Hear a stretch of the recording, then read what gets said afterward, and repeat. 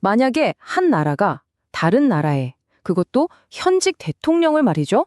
자기네 나라로 그냥 잡아와서 재판에 세워버린다. 이게 대체 뭘 의미하는 걸까요? 오늘 우리가 파헤쳐볼 이야기는 바로 이 어마어마한 힘, 그 본질에 관한 겁니다. 이게 무슨 영화 같은 이야기냐고요? 반은 맞고 반은 틀립니다.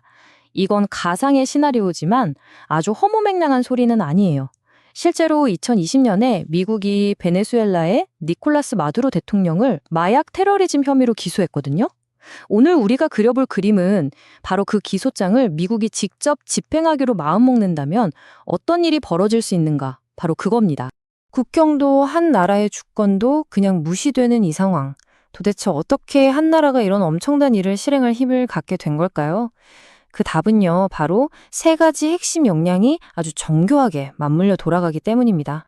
첫 번째 기동, 바로 군사력입니다.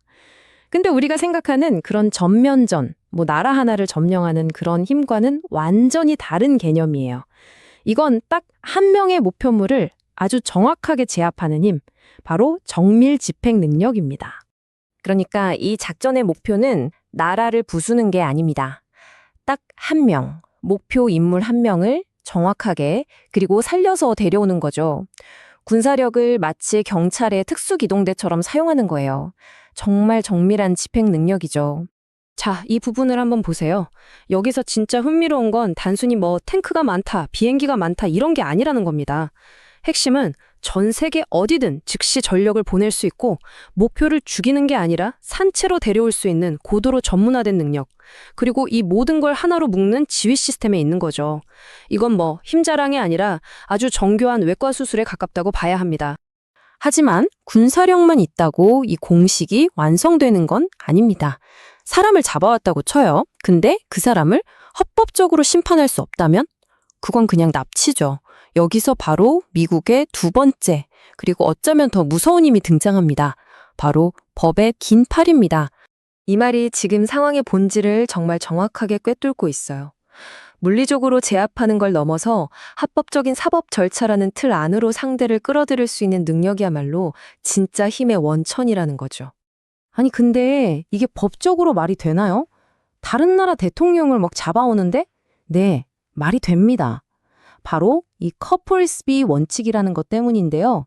이게 진짜 무서운 원칙이에요. 아주 쉽게 말하면 미국 법원은 어떻게 데려왔는지는 일단 나중 문제고, 그래서 무슨 죄를 지었는데 이걸 먼저 따지는 겁니다. 그러니까 설령 잡아오는 과정이 좀 불법적이었다 해도 재판 자체를 막을 순 없다는 거죠. 대단하죠?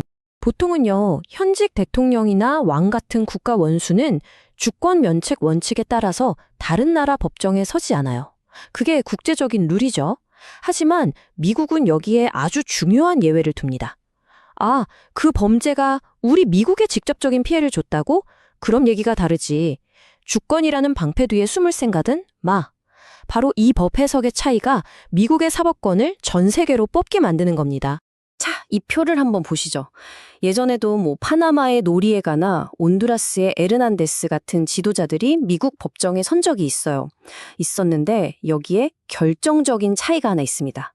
지금 보시는 것처럼 그 사람들은 전부 자리에서 물러난 전직이었어요. 하지만 마두로는 현직 대통령이죠. 바로 이 지점이 이 가상의 시나리오를 완전히 전례 없는 사건으로 만드는 핵심 포인트입니다. 이렇게 막강한 군사력과 독자적인 법률이 합쳐지면 그 결과는 단순히 한 사람을 잡아오는 데서 끝나지 않습니다. 이건 새로운 정치적인 현실을 만들어내고 기존의 국제 규칙 자체를 다시 써버리는 강력한 행위가 되는 거죠. 이 사건은 그러니까 마두로 한 명을 잡는 걸 넘어서 국제사회 전체에 아주 강력한 메시지를 던지는 거예요. 국가 주권, 물론 존중해야지. 하지만 그 주권이 국제범죄를 저지르는데 면죄부가 될 수는 없어 라는 선언인 셈입니다. 이 행동 하나가 만들어내는 파급 효과는 정말 엄청납니다.